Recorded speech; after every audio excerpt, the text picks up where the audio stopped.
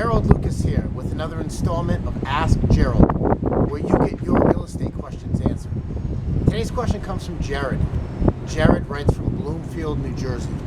Jared writes, everyone is talking about last week's Fed meeting. How do you think what happened at the meeting will affect housing?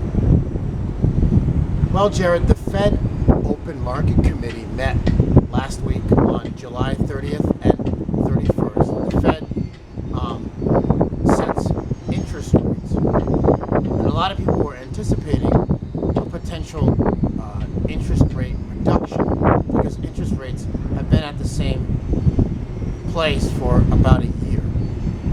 And at the meeting, Chairman Jerome Powell said that interest rates might be lowered if two conditions were met.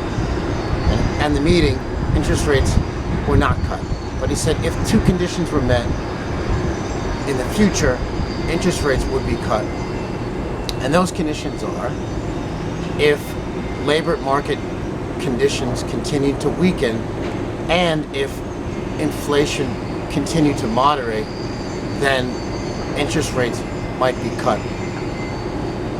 Now, the Fed does not set mortgage interest rates directly.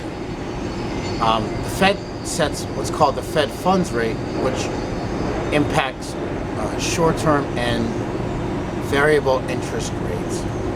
But what the Fed does influence mortgage interest rates, which are also influenced by other things like supply and demand and price changes as well. So what the Fed does doesn't impact mortgage interest rates directly, but it does influence mortgage interest rates.